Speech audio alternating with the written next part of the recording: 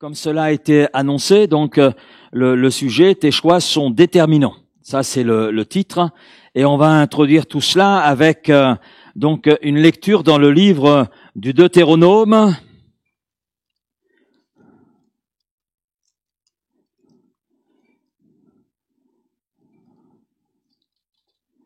Chapitre 30, verset 19.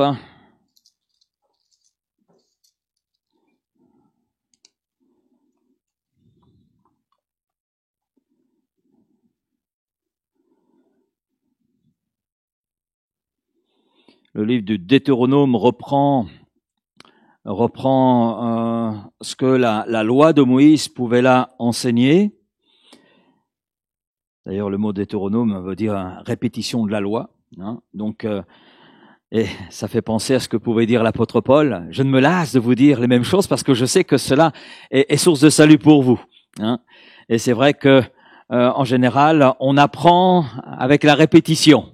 Des fois, nous répéter plusieurs fois les mêmes choses. Pour ceux qui ont appris étant enfants à leur table de multiplication, vous vous en souvenez certainement. On vous les a fait répéter. Hein. Et c'est tellement répété que c'est ancré, non? D'accord. Moi, je vous ferai pas réviser les tables des multiplications cet après-midi. On n'est pas là pour ça. Hein. Donc, Deutéronome chapitre 30, le verset 19. Verset 19. J'en prends aujourd'hui à témoin contre vous le ciel et la terre. J'ai mis devant toi la vie et la mort, la bénédiction et la malédiction. Choisis la vie afin que tu vives, toi et ta postérité.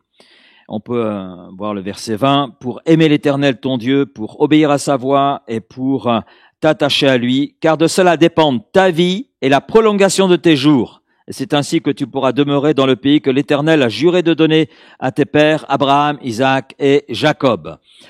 Le peuple hébreu, parce qu'il y a un contexte qui s'attache à ce que Dieu dit à son peuple, le peuple hébreu, après une période d'esclavage en Égypte, donc est sorti là miraculeusement. C'est vraiment un miracle de Dieu, puisque on connaît l'histoire déjà par le biais de la Bible, mais aussi avec le cinéma, puisqu'il y a le film Les 10 Commandements, etc. Et puis je crois qu'il y a une comédie musicale il y a quelques années, Moïse, etc. Donc c'est une histoire que l'on connaît un petit peu.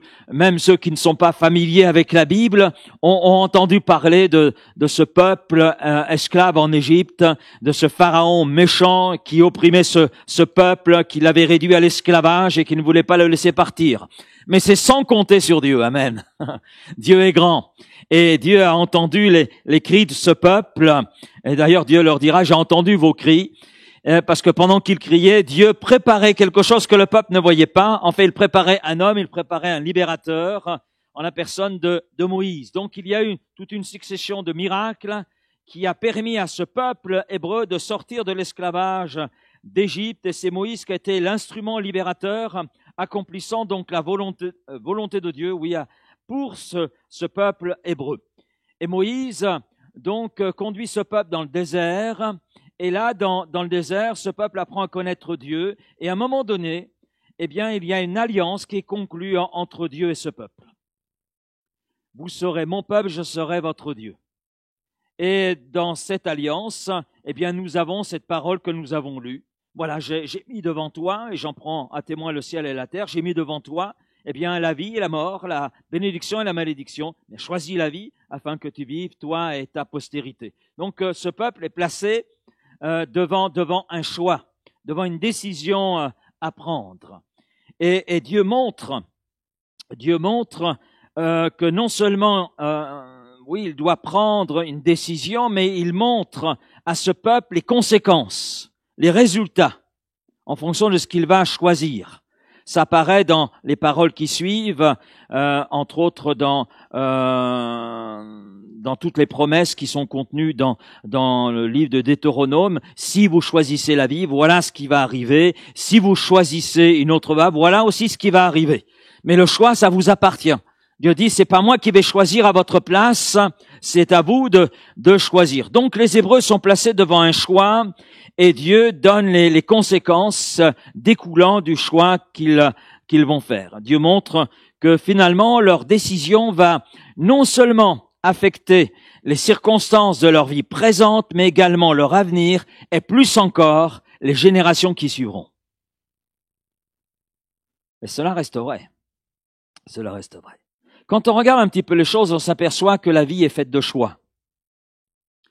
La vie est faite de choix au quotidien, pour ne pas dire à chaque instant.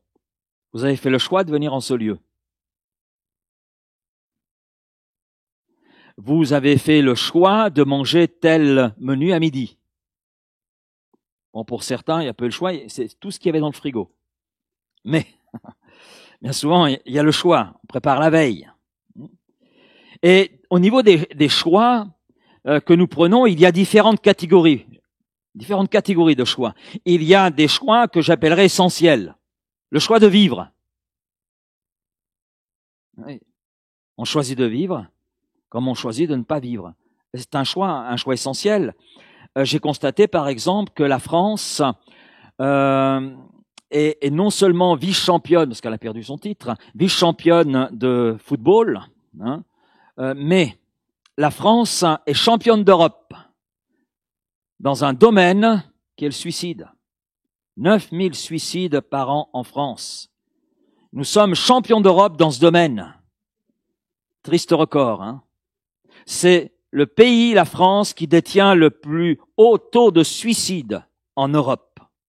Et de plus en plus de personnes abandonnent et choisissent la mort. Non pas la vie, mais la mort. Et je trouve cela terrible. Terrible. Et le désespoir conduit à choisir de mourir plutôt que de vivre. Et puis il y a un autre choix que j'appelle un choix essentiel, mais c'est souvent le dernier choix que l'on fait. Parce qu'on l'oublie bien souvent. Bien souvent, on le met même de côté. Parce qu'on ne le considère pas comme étant essentiel. C'est le choix du salut de son âme.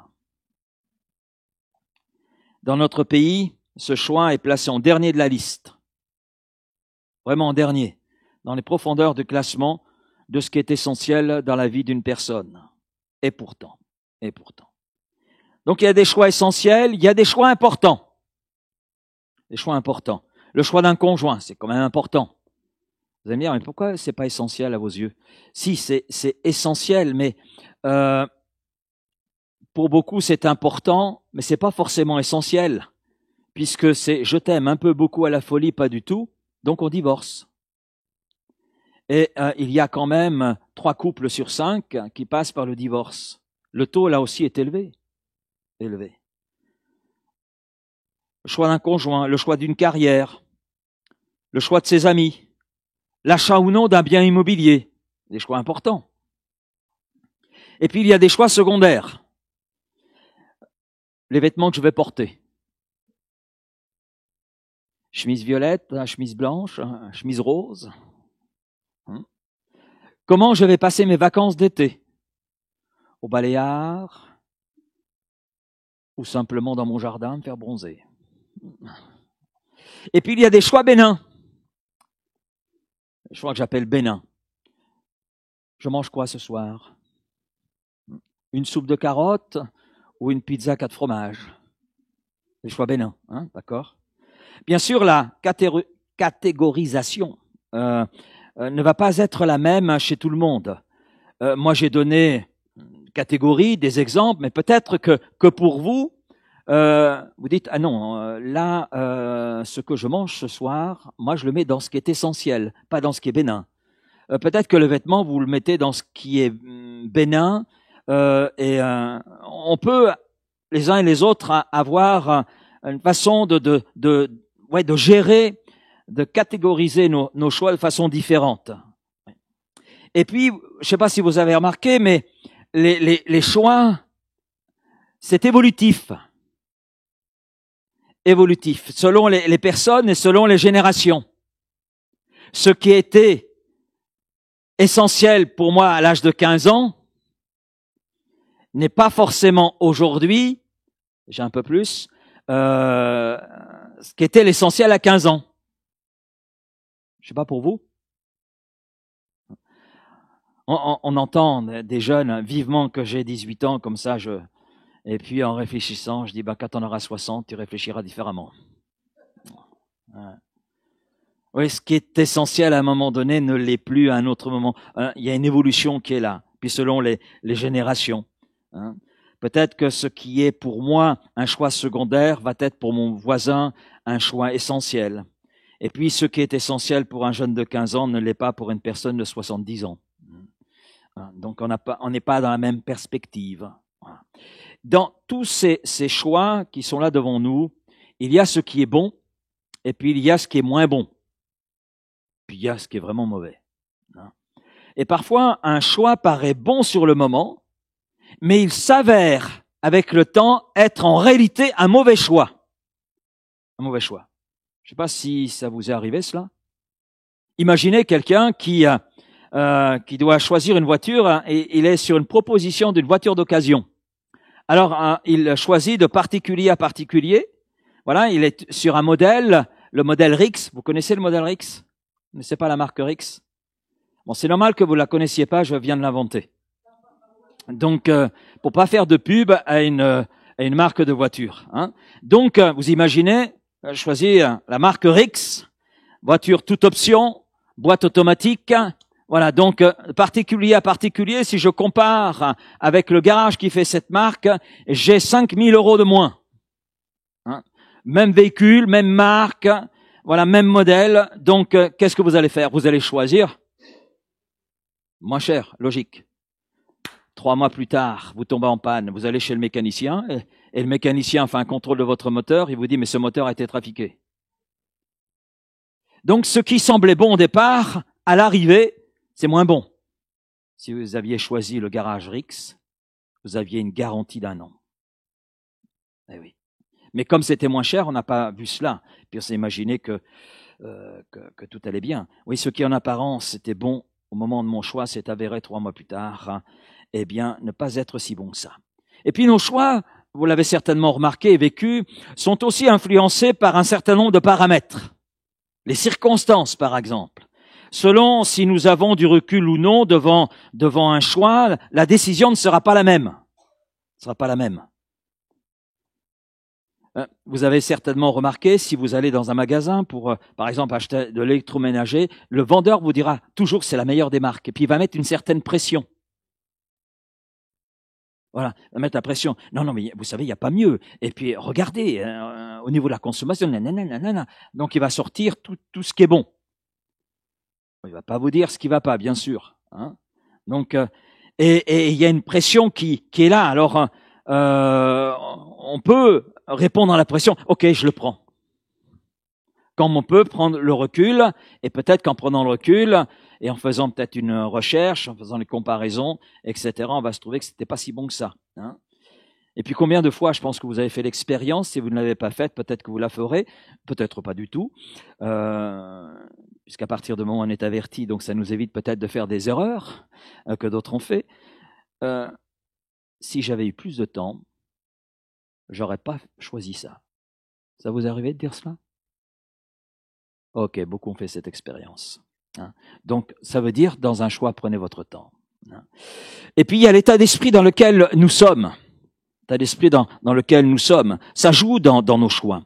Puis, il y a notre entourage, la pression que cela peut représenter. Quand je parle de l'entourage, je parle de la famille, je parle des amis, je parle des collègues de travail, donc de tout un environnement qui est là et qui peut influencer, qui bien souvent influence nos choix. Waouh là là, il faut absolument que tu ailles à Bali pour tes vacances.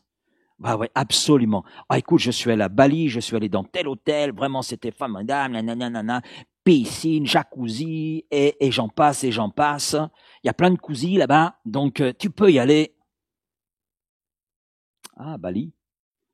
Puis vous arrivez chez vous, la nuit se passe, et puis vous vous réveillez, Bali, Bali, Bali, Bali.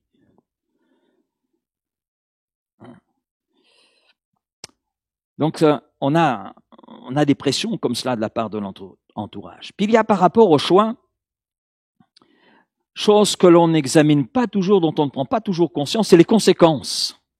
C'est les conséquences. Les décisions que nous pouvons prendre devant des choix, vous savez, ne déterminent pas simplement notre présent, mais aussi notre demain et notre éternité. Et notre éternité. Ça va souvent bien plus loin que ce que l'on peut penser. Je reviens à cet homme qui a acheté cette voiture d'occasion. Donc, il a perdu beaucoup d'argent parce qu'il est obligé de se racheter une voiture. Ce qui veut dire que les conséquences de son choix, qu'il semblait bon, s'est avéré mauvais, puisqu'il va dépenser plus que ce qu'il a prévu, et en réalité, il va mettre sa trésorerie en danger. Mettant sa trésorerie en danger, il va mettre sa famille en danger,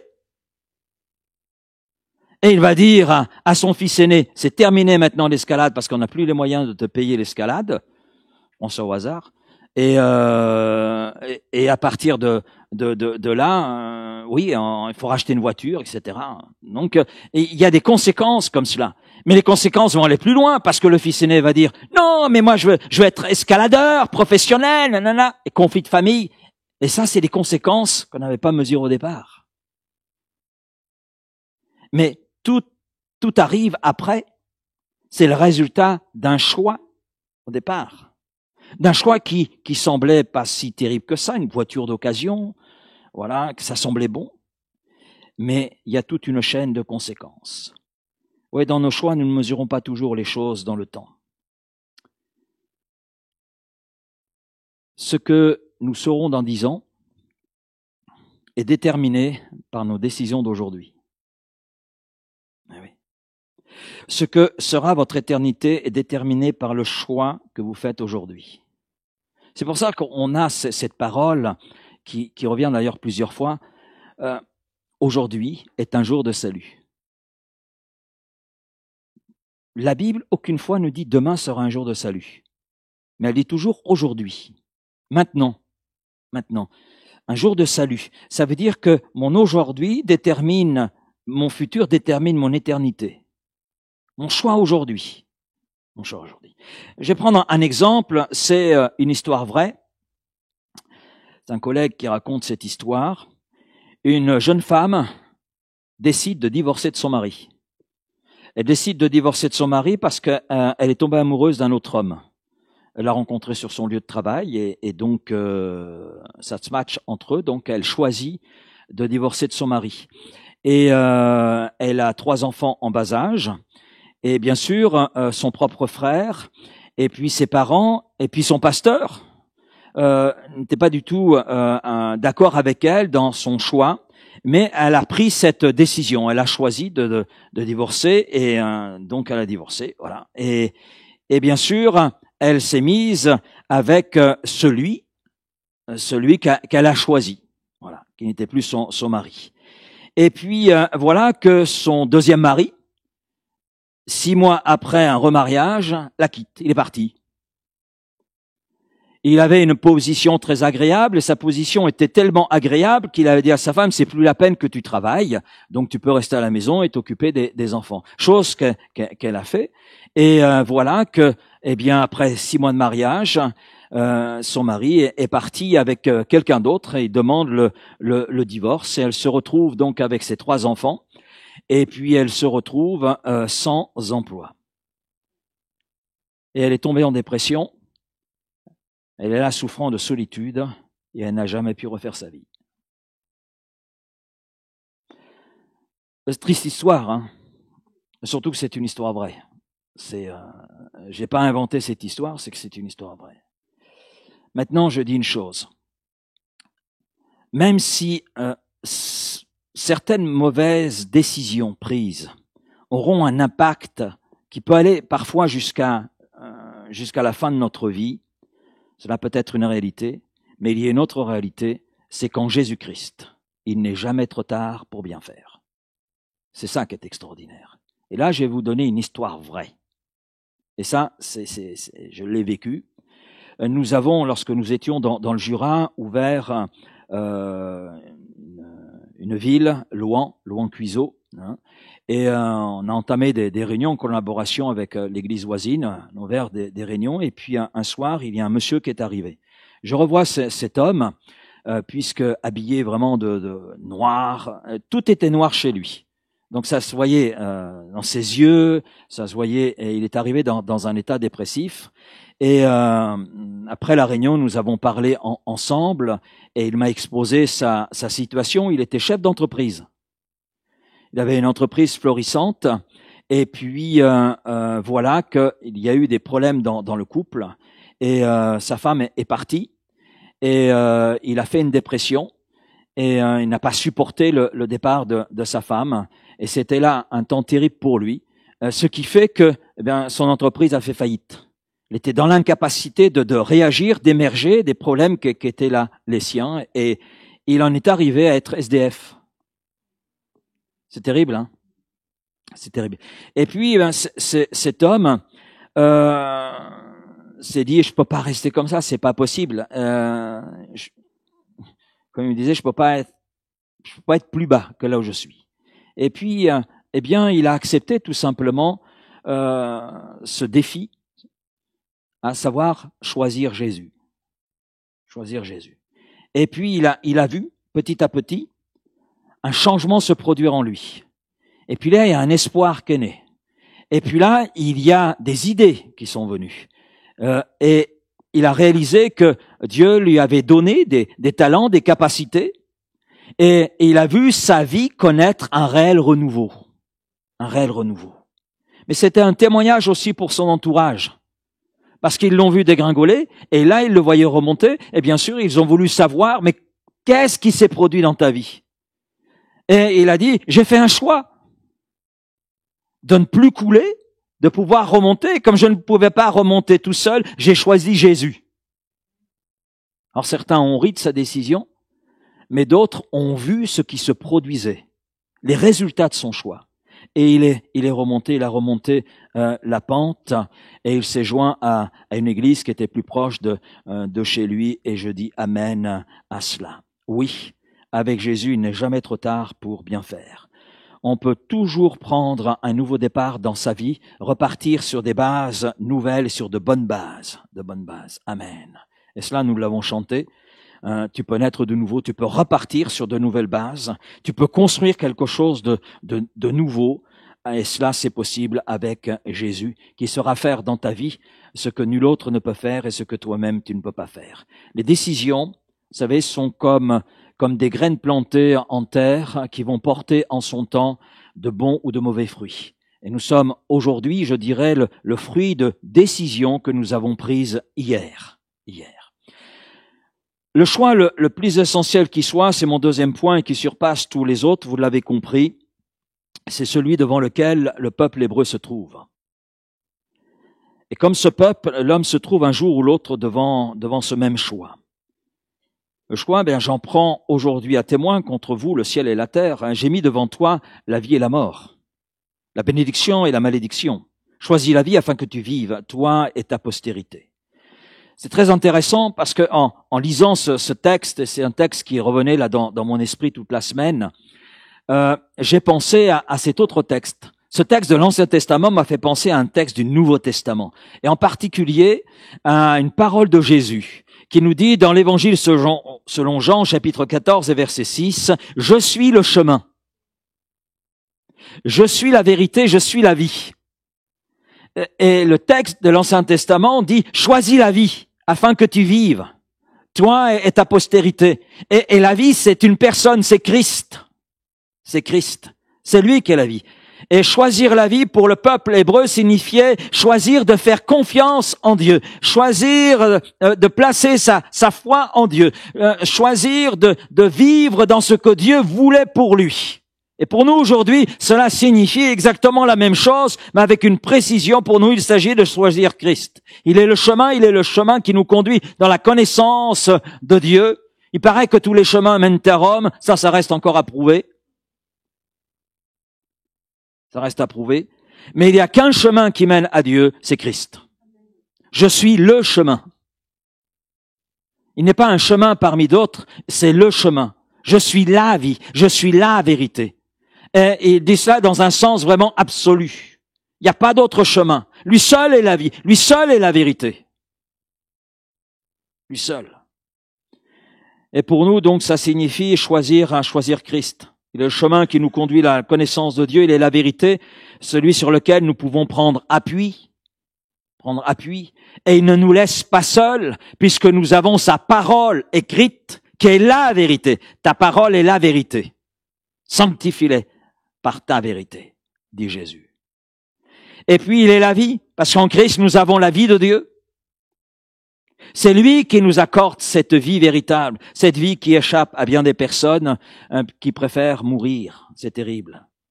Dieu a voulu faire de nous des créatures qui soient libres, libres de l'aimer, libres de l'adorer, libres de lui obéir. Il nous a fait un cadeau, la liberté. Nous ne sommes pas des marionnettes. Amen. Et avec ce cadeau vient la responsabilité de faire des choix et de prendre des décisions, mais aussi d'assumer les conséquences de nos choix. Parce que Dieu, à travers sa parole, est là montrant à son peuple hébreu, voilà le choix que je place devant vous, voilà les décisions que je place devant vous. Si vous choisissez la vie, voilà les résultats. Si vous choisissez de ne pas m'obéir, si vous choisissez autre que la vie, c'est donc la mort, la malédiction, voilà ce qui va arriver. Dieu expose les conséquences. Et en disant cela, Dieu nous considère comme des êtres responsables. Il considérait le peuple hébreu comme des responsables. Il nous considère aussi comme des êtres responsables. Vous faites ce choix, assumez aussi les conséquences, et je vous les donne les conséquences. Et choisir Jésus, c'est choisir la vie et la bénédiction. Et là, on arrive à Deutéronome. Je reviens à ce chapitre 30 au verset 15. On a un peu plus de détails là. Regarde, dit Dieu. Je mets aujourd'hui devant toi la vie et le bien, ou la mort et le mal. En effet, je te prescris aujourd'hui d'aimer l'Éternel ton Dieu, de marcher dans ses voies et de respecter ses commandements, ses prescriptions et ses règles, afin de vivre et de multiplier, c'est-à-dire de prospérer, afin que l'Éternel ton Dieu te bénisse dans le pays dont tu vas entrer en possession. Mais si ton cœur se détourne de lui, si tu ne lui obéis pas, et si tu te laisses entraîner à te prosterner devant d'autres dieux et à les servir, je vous déclare aujourd'hui que vous périrez. Vous ne vivrez pas longtemps sur le territoire dont vous allez prendre possession une fois le Jourdain passé. Alors bien que ce texte concernait premièrement le peuple hébreu, le peuple de Dieu, néanmoins, il y a des principes qui sont immuables et des principes qui nous concernent nous aujourd'hui. La Bible, dans son contenu, et ça je le crois et j'en suis convaincu, dans son contenu, dans son message, demeure actuelle. Elle demeure vraie. Et à chaque génération, comme à chaque individu, Dieu, par sa parole écrite, adresse le même appel. Ce qu'il pouvait dire à son peuple dans l'Ancien Testament, dans ce livre de Deutéronome, eh bien, il le dit dans le Nouveau Testament. Et c'est Jésus lui-même qui le dit. Matthieu 22, verset 37. Tu aimeras le Seigneur ton Dieu de tout ton cœur, de toute ta pensée, de toute ton âme. C'est le premier et le plus grand commandement. Et ça rejoint, c'est dit peut-être avec des nuances par rapport à ce que Dieu dit dans l'Ancien Testament, mais c'est exactement le même principe qui est énoncé. Toute notre vie, finalement, dépend de la réponse que nous donnons à Dieu. Toute notre vie dépend du choix que nous faisons devant l'appel de Dieu. Maintenant, et là je tiens à le préciser, surtout par rapport au temps dans lequel nous vivons, et par rapport à tout ce qui se dit, je ne t'ai pas dit, je ne vous dis pas, que faire le choix de Jésus-Christ dans sa vie nous assure une vie facile. Dire cela, ce serait un gros mensonge, parce que c'est pas ce que la Bible nous dit. Ce n'est pas ce que Jésus nous dit. Jésus, c'est oui, je le choisis, c'est mon Seigneur et Sauveur, mais ça ne veut pas dire qu'à partir du moment où je choisis de suivre Christ, de lui confier ma vie, que les problèmes, les difficultés, les épreuves se sont évaporées. On entend aujourd'hui de tels messages, mais c'est un message grossier, mensonger, trompeur. Parce que c'est pas ce que Dieu nous dit, c'est encore moins ce que Jésus nous a dit. Puisque Jésus nous dit, celui qui veut me suivre se charge premièrement de sa croix, qu'il renonce à lui-même et qu'il me suive. Eh oui. Donc jamais la Bible nous dit que choisir Christ dans sa vie fera que nos difficultés, nos épreuves, tout cela va être évaporé. Maintenant, il y a une différence. Une différence. C'est là que se trouve la différence. Une différence entre celui qui choisit Christ et celui qui fait un autre choix que Christ. C'est que dans la difficulté, celui qui a choisi Christ n'est pas tout seul, alors que celui qui n'a pas choisi Christ, où va-t-il trouver son secours? Où va-t-il trouver son secours? Où va-t-il trouver le réconfort? Il va placer sa confiance en l'homme. Malheur à l'homme qui se confie dans l'homme. Malheur à l'homme qui se confie dans l'homme. Je connais une personne qui avait une personne proche, très proche de lui, et cette personne a dit, tu sais, le jour où tu auras un problème, quel que soit le problème que tu auras, je serai toujours là pour t'aider. Je serai toujours là pour t'aider. C'est beau, hein? C'est même touchant. Hein? Et puis, cet homme s'est retrouvé à avoir un gros problème. En fait, il a un gros problème de santé, problème cardiaque. Et là où il se trouvait, il n'avait pas accès aux médicaments. Et à ce moment-là, il n'avait pas les moyens d'acheter les médicaments nécessaires. Non seulement il n'y avait pas accès, mais il n'avait pas les moyens de les acheter. Et il s'est souvenu de celui qui pensait être proche, s'est souvenu de ce qui avait été dit. Et il l'a appelé au téléphone. Est-ce que tu peux m'envoyer telle somme d'argent pour que je puisse faire venir les médicaments dont j'ai besoin? Parce que là, je passe par mauvais moments et j'ai besoin de ces médicaments, j'ai des problèmes cardiaques. Chose que j'ignorais, mais j'ai appris que j'avais ces problèmes. Et là, il aurait été logique d'entendre, il n'y a pas de souci, je t'envoie de suite en urgence par Western Union, je t'envoie là ça. Et en fait, ils vont te dire, oh là, je ne peux pas, tu sais, c'est compliqué en ce moment. Moralité, celui qu'il pensait être proche de lui, celui qui avait fait de belles promesses, ça s'est avéré, excusez-moi l'expression, mais bidon. Parole. Voilà. Mon Dieu a béni, puisqu'il a trouvé une autre voie, et par cette autre voie, Dieu l'a béni. Voilà. Amen. Et Dieu est venu à son secours.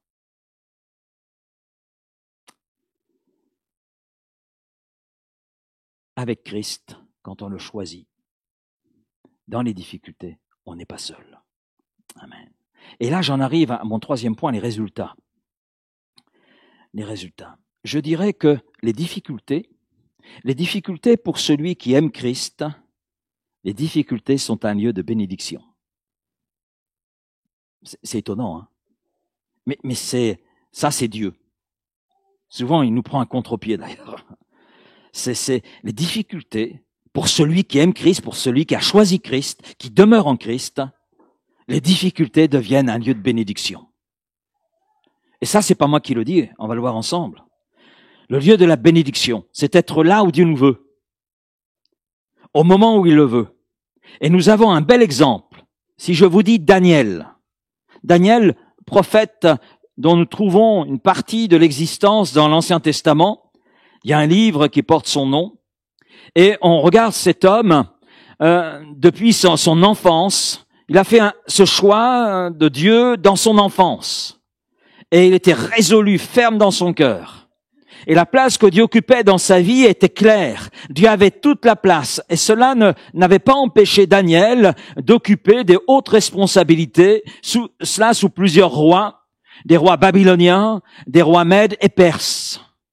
Puisqu'il a été dans le gouvernement du roi Nebuchadnezzar, Belshazzar, Darius et Cyrus. Il a eu une longue vie. Et ces rois ont reconnu les capacités qui étaient là chez Daniel.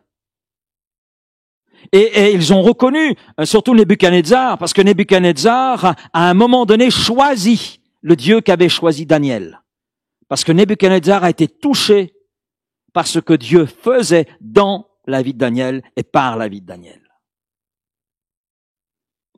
Et bien sûr, sa réussite professionnelle, sa réussite spirituelle aussi, était le résultat de la place que Dieu occupait dans sa vie, du choix qui était le sien.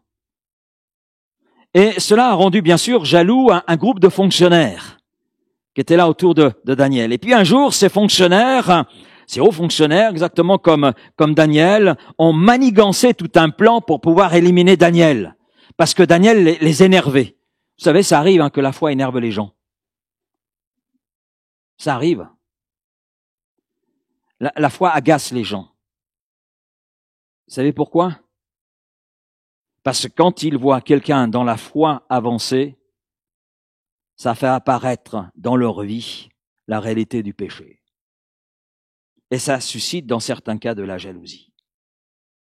Et bien sûr, les manigances de ce groupe de fonctionnaires, les choses étaient tellement bien faites qu'ils ont cru réussir, puisque Daniel a été condamné à mort. Et la sentence qu'il s'est entendue et qu'il a dû subir, c'est être jeté dans la fosse aux lions. Donc être dévoré par des lions affamés. C'était la sentence. Et Daniel a accepté, il n'a pas cherché à se justifier. De toute façon, il comprenait tout à fait que ça servait à rien. Et quelquefois, mieux vaut se taire, d'ailleurs, que chercher à se justifier. Parce qu'on se fait plus de mal que de bien. Et puis, vous savez, il n'y a pas plus sourd que celui qui ne veut pas entendre. Donc, quand bien même leur a exposé les choses, de toute façon, ces autres fonctionnaires, hauts fonctionnaires, n'avaient qu'une idée en tête, éliminer Daniel. Donc, le dialogue n'était pas possible. Or, Daniel accepte la sentence. Donc, il est conduit dans la fosse aux lions. Et la fosse aux lions devient un lieu de bénédiction. Oui, parce qu'il est logique, humainement parlant, qu'un homme que vous jetez à des lions affamés soit dévoré. C'est logique, on est d'accord? Eh bien là, Dieu s'occupe de la logique humaine pour la transformer à sa logique à lui. Ce lieu d'épreuve, de difficulté, est un lieu de bénédiction pour Daniel. Les lions n'ont pas touché Daniel. Alors je crois avoir déjà donné ce commentaire, j'ai trouvé ce petit commentaire qui m'a fait sourire, mais je me dis, pourquoi pas? En fait, un ange est descendu dans la fosse aux lions avant Daniel et a conclu un pacte avec les lions en disant, si vous ne touchez pas à Daniel, qui est quand même âgé, c'est pas une viande tendre, vous aurez un meilleur repas. Et les lions ont dit, d'accord, patte à patte. Alors quand Daniel est arrivé, les lions se sont dit, c'est un sac d'os. On va pas le manger celui-là. Voilà. Et puis l'ange nous a promis un bon repas. Bon, ce commentaire vaut ce qu'il vaut, mais bon. Mais c'est fort possible, parce que tout est possible à Dieu. Dieu était avec Daniel dans la fosse aux lions, et ces derniers, bien qu'étant affamés, n'ont pas mangé Daniel. Par contre, Daniel est sorti indemne de la fosse aux lions, et là, le roi qui a compris les choses, il les a compris, mais il les a compris trop tard, donc il a été obligé d'exécuter la sentence. Mais ensuite, il a fait exécuter ceux qui avaient manigancé contre Daniel. Eux sont allés dans la fosse aux lions. Et là, les lions ont vu des hommes bien gras. Parce qu'en plus d'être ingrats, ils étaient bien gras. Voilà. Et les lions les ont dévorés. Voilà. Et ils ont dit à l'ange, merci. On voit toute la différence. Ils furent dévorés. Ce qui était un lieu de bénédiction pour Daniel a été un lieu de jugement et de châtiment pour les autres. Et Daniel n'est pas un témoignage isolé dans la Bible. Il n'est pas un témoignage isolé. Il y en a d'autres.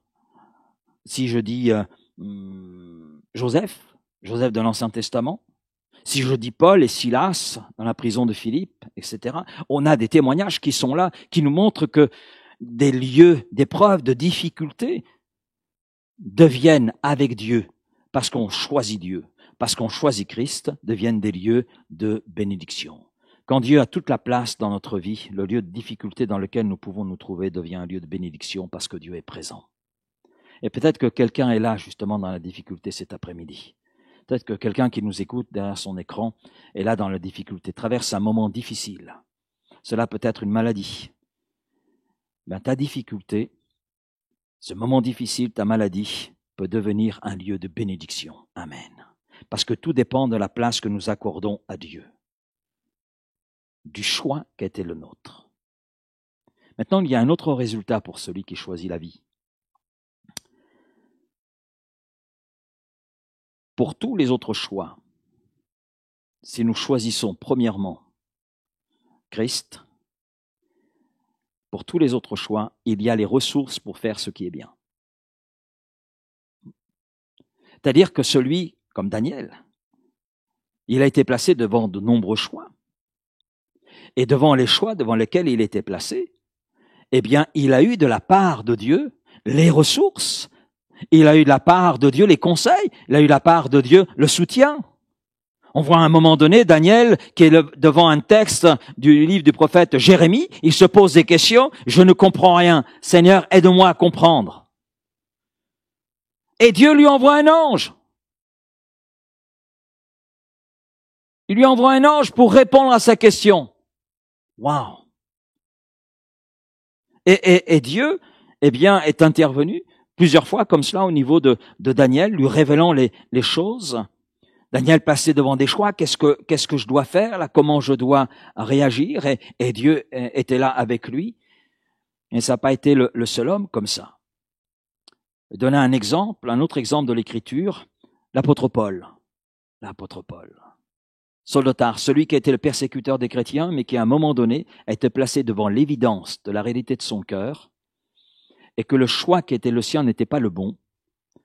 Et il a choisi sur ce chemin de Damas de changer d'orientation. C'est son choix. Et il a choisi Christ. Et il est devenu l'apôtre Paul. Et l'apôtre Paul avait choisi dans un missionnaire envoyé par Dieu, et il a choisi d'annoncer l'évangile en Asie. Belle région. Belle région, l'Asie. Et eh bien, il en fut empêché. Il en fut empêché par Dieu lui-même. De quelle manière? On ne le sait pas exactement. Les choses ne nous sont pas dites, on n'a pas les détails là-dessus. Et pendant la nuit,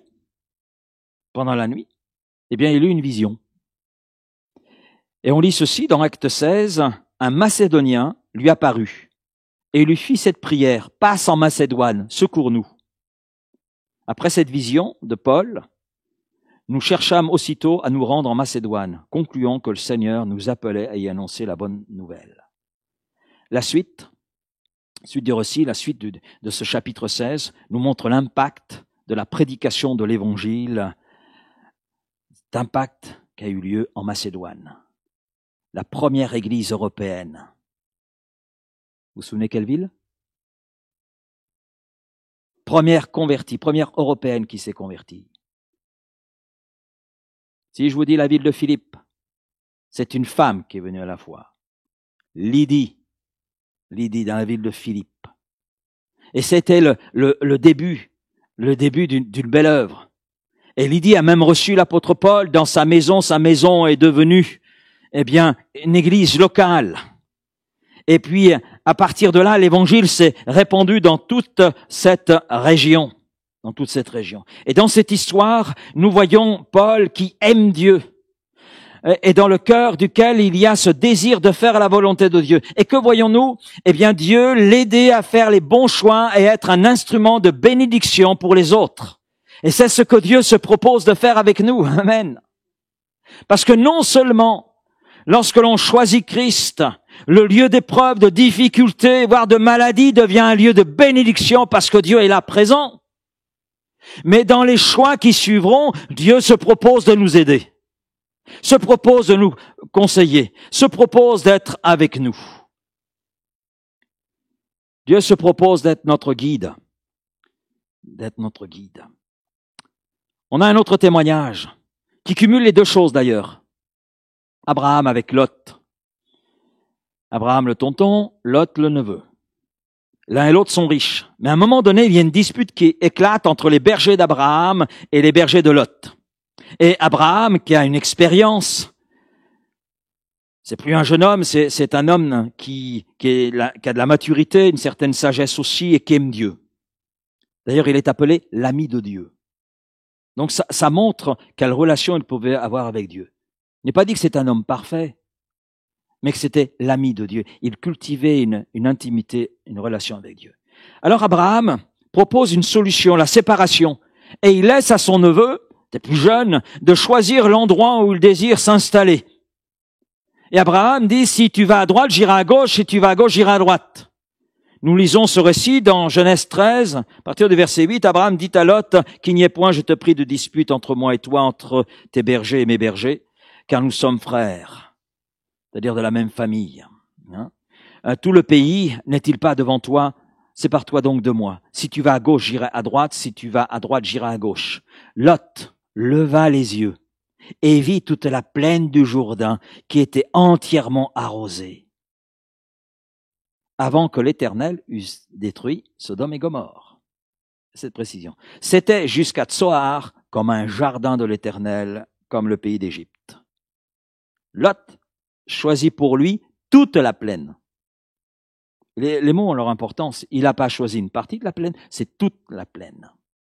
Toute la plaine du Jourdain. Et il s'avança vers l'Orient. C'est ainsi qu'ils se séparèrent l'un de l'autre. Verset 12. Abraham habita dans le pays de Canaan, et Lot habita dans les villes de la plaine et dressa ses tentes jusqu'à Sodome. Les gens de Sodome étaient méchants et de grands pécheurs contre l'Éternel. La suite du récit nous montre que le choix de Lot ne fut pas le bon. Parce qu'il va en réalité tout perdre. Tout perdre. Et quelle place Dieu a-t-il dans son choix? Aucune. À aucun moment, on voit Lot consulter Dieu.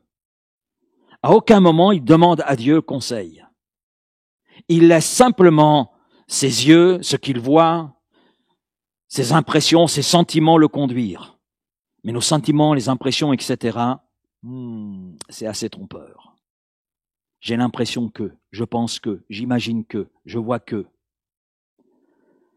Son choix est d'après ce qu'il a vu.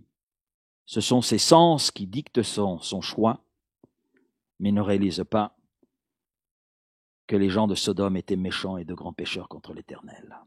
Nos sens peuvent nous tromper, mais Dieu ne nous trompe pas. Les conseils d'un ami peuvent, je n'en fais pas une règle absolue, également nous tromper. Mais Dieu n'est pas un homme pour mentir, n'est pas un homme pour tromper celui qui se confie en lui. Lot a choisi la plaine parce qu'il a vu que tout était beau à la vue. Et il a même vu qu'il allait accroître ses richesses, des plaines fertiles, des plaines bien arrosées. Mes troupeaux vont prospérer, mes brebis vont donner une multitude d'agneaux, multitude de petits moutons, et je vais accroître ma richesse.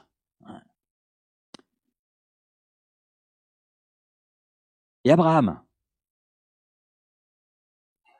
quand on regarde ce qui reste à Abraham, je vais vous le dire ce qui reste à Abraham. Il est resté un tas de cailloux escarpés.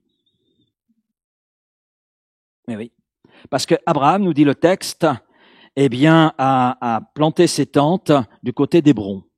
Et Hébron, c'était à l'époque un tas de cailloux. C'était simplement un tas de cailloux. Quatre cailloux, un terrain escarpé. Et il a pris cet espace. Il a laissé le choix à Lot. Lot a choisi, ok, les plaines, je prends l'opposé. Mais, ce qui semblait caillouteux, escarpé, était le lieu de la bénédiction pour Abraham. La région caillouteuse, escarpée, a été une région d'abondance pour Abraham. Lot, de son côté, a tout perdu. Abraham, j'allais dire, a gagné l'essentiel.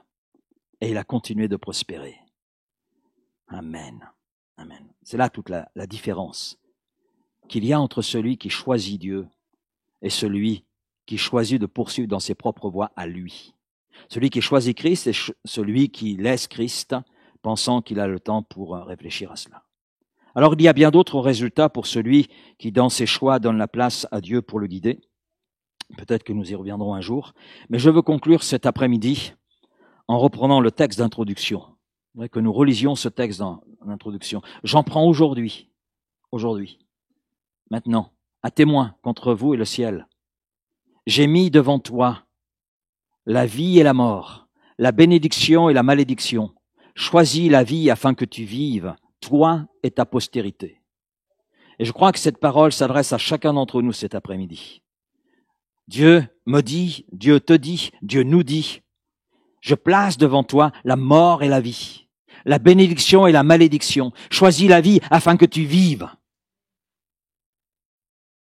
Tu vives de la vie de Dieu, que tu vives de cette vie abondante. Toi et ta postérité, ceux qui viendront après toi. Et nous savons que quel héritage Lot a-t-il laissé? Il y a eu les problèmes d'inceste, etc. Quel héritage a laissé Abraham? Isaac, Jacob, etc. Waouh! Waouh, waouh! Quelle différence! Et qu'est-ce qui a fait la différence? Un choix. Un choix fait la différence.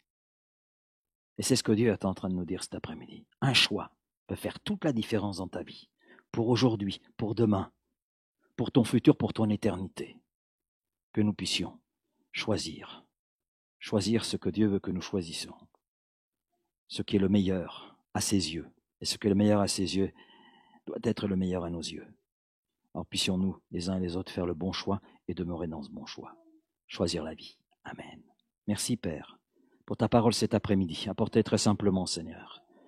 Oh, il y a bien des imperfections, mais Seigneur, toi tu es là, et c'est l'essentiel. Et Seigneur, cette parole que tu avais placée sur mon cœur pour nous cet après-midi, eh bien, tu donnes à cette parole de porter son fruit dans le cœur de celui de celle qui entend ta parole et qui veut la recevoir et qui choisit en cet instant la vie. Merci Seigneur pour ce que tu veux faire. Merci Seigneur pour ce que tu vas accomplir. Merci parce que tu n'es pas un homme pour mentir, tu n'es pas un homme pour nous tromper. Ce que ta parole dit, tu l'accomplis. Parce que tu as le pouvoir de l'accomplir. Alors merci Seigneur de ce que tu vas accomplir dans chacune de nos vies cet après-midi. Et je te prie que, en ce lieu, personne ne sorte en te mettant de côté. Que de ceux et celles qui nous écoutent sur nos réseaux sociaux, que personne derrière son écran ne dise « mais tout ça, j'en ai que faire ». Seigneur, je prie que tous ceux qui sont à l'écoute de ces moments de ce message puissent choisir la vie et découvrir toutes les conséquences, tous les résultats qui découlent de ce choix. Et ils sont nombreux, Seigneur, ils sont nombreux. Ça va au-delà de ce que nous pensons et imaginons. Alors Seigneur, merci pour tout ce que tu as réalisé et pour tout ce que tu réalises encore aujourd'hui dans nos vies. Accomplissons ta parole, Père. Sois béni dans le nom de Jésus. Amen. Amen. Merci Seigneur. Amen. Amen.